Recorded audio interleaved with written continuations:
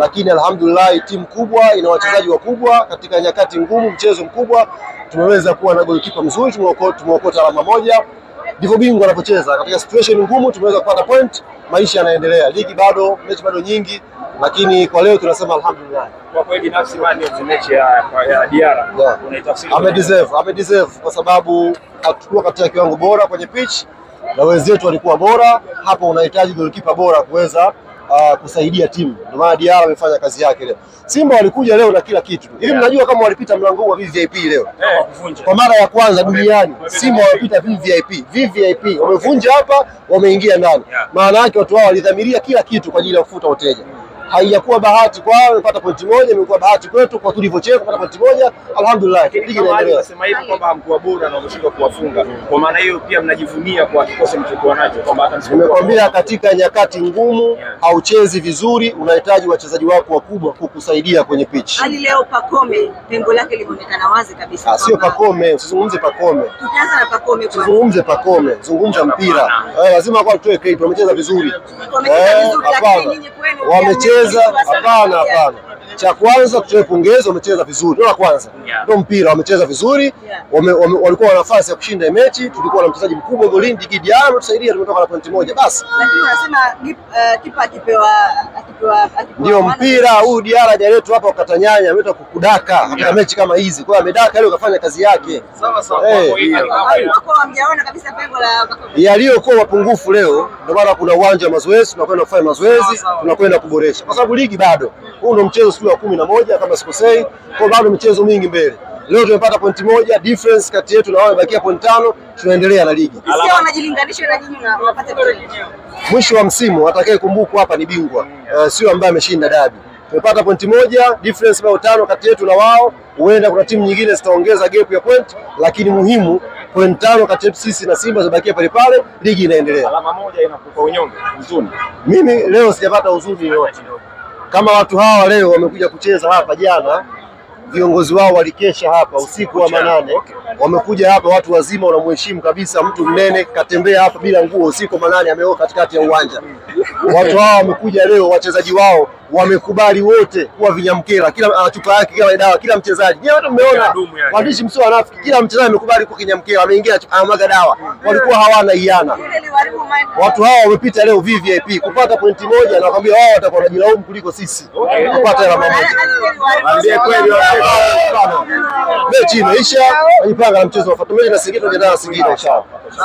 Asante sana.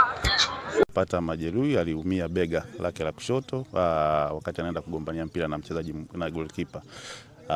Ni contusion tunasema kwa lugha ya kitaalamu.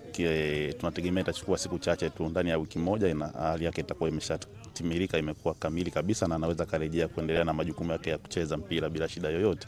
Kwa hiyo ni sasa hivi tumeona tu hakuna haja ya endelea kumtumia tena, kwa sababu tunaacha muda kidogo ili aendelee kupona ile sehemu, na hatimaye anaporejea amerejea katika 100% za utimamu wa mwili. Kwa hiyo yeye tutegemee kumuona tena uwanjani hivi karibuni, ndani ya siku 7 hadi 10 atakuwa amesharejea. Hamna shida. 7 hadi 10 anaweza kuwa, yani maana kuanzia alipoumia siku ile. Kuanzia alipoumia siku hiyo. Kwa hiyo tunaanza kuhesabia pale. Kwa hiyo sasa imebaki muda mchache tu, ndani ya wiki ijayo nadhani ataanza kutrain na timu. Na mimi nikuombe kitu kimoja Dokta, kwa niaba ya watazamaji wa Yanga TV na wanachama na mashabiki wa Yanga. Ikibidi Pacome acheze na bega moja, inawezekana? Tutaona kwa wakati huo. Sawa. Hapa semaji wananchi, ikibidi hata bega moja aingie nalo hivi tu, atukimbizie watu apate nafasi. Player mwingine ambaye amekuwa akiuliziwa sana ni Clement Mzize. Tumemuona mechi na JS Kabylie, alicheza mechi na FAR Rabat, aliingia kipindi cha pili dakika za mwisho, akacheza na chupu afunge goli. Baada ya pale hajaonekana tena. Nini kinaendelea kwa Clement Mzize? Kwa Clement Mzize, yeye alipata maumivu ya goti kipindi cha nyuma, tulitoa taarifa yake na alifanywa upasuaji wa kwanza ambao ulienda vizuri na akawa amesharejea kwa ajili ya kuendelea na training kawaida. Alifanya rehab vizuri na akawa amerejea. Bahati mbaya siku moja kabla ya mchezo wetu wa mwisho ule wa JS Kabylie aliumia uwanjani wakati anaendelea na matayarisho kwa ajili ya mechi. Kwa hiyo ikawa imemrejesha nyuma kidogo. So kwa sasa hivi amefanya baadhi ya vipimo, tumejiridhisha, tumeona vipimo vilivyo na kuna program maalum ya matibabu ambayo tumemwandalia, tutaweza kuishare na nyinyi soon. na tunategemea inshallah ataweza kurejea hivi karibuni uwanjani, lakini kwa sasa bado yuko kwenye uangalizi maalum na kuassess kuona matibabu mazuri zaidi kwake ili aweze kuyafanya na hatimaye kuweza kurejea uwanjani hivi karibuni. Dr.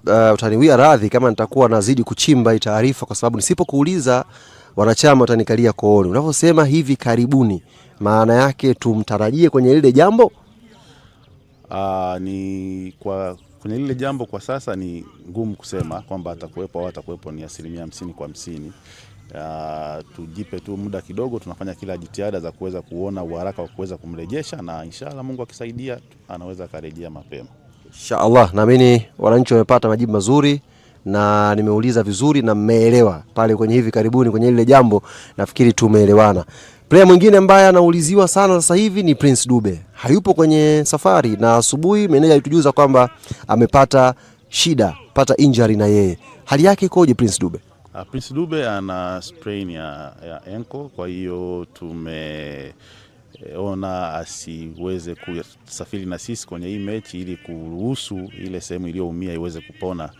Kwa hiyo tunategemea ni maumivu madogo, ni injury ndogo, lakini tukimpa rest kwa mechi moja au mbili atakuwa tayari kwenye mechi nyingine inayofuata. Kwa hiyo tunategemea ndani ya siku 10 atakuwa tayari, ameshakuwa tayari kurejea uwanjani bila shida yoyote. Asante sana, hiyo ni taarifa ya Prince Dube. Tunaye mchezaji mwingine anaitwa Edmund John. Tunaye pia Azizi Andambwile ambao nimeona wapo kwenye idara yako. Hawa pia shida yao ni nini? Edmund John aliumia siku moja kabla ya mechi ya GS Kabili, alipata shoulder dislocation. Ile shoulder bega lake la kushoto lilitoka sehemu yake, kwa hiyo tulirejesha, na kwa kawaida kuumia kwa namna hiyo kutachukua hadi wiki 3 ili ile bega iweze kupona kwa ndani vizuri kabla hajarejea kwenye migongano na kudondoka kwa wachezaji. Yuko sawa sasa hivi, anafanya mazoezi yake binafsi mwenyewe bila kumuingiza kwenye mazoezi ya migongano na wachezaji wengine, kupunguza ile risk ya kufall na kuumia zaidi, lakini so far tunategemea ndani ya wiki 2 zijazo aweze kurejea uwanjani kawaida bila shida yoyote. Azizi Andambwile pia yeye ameumia kidole gumba wakati anajaribu kupiga mpira, akawa amejikwatua kwenye kidole gumba chini. Kwa hiyo tumemfanyia vipimo, tumejiridhisha ni maumivu madogo tu ya kawaida ambayo ndani ya siku 5 anaweza karejea kucheza bila shida yoyote. Dr. Shukrani sana. Shukrani sana Dr. Moses Tutu, na leo tumekufaidi kweli kweli, kwa sababu pengine mara ya kwanza Dr. amefanya interview ndefu akijibu maswali mengi kwa wakati mmoja. Ni muhimu kuhakikisha mwanachama, mshabiki na mpenzi wa klabu yetu Young Africans unapata taarifa sahihi hapa kupitia kurasa za Young Africans kule Instagram, Facebook, X, kote huko taarifa sahihi unazipata hapa. Lakini ukienda kwenye application ya Yanga ukilipia shilingi 2000 unapata pia nondo zote, na ukiwa umesubscribe kama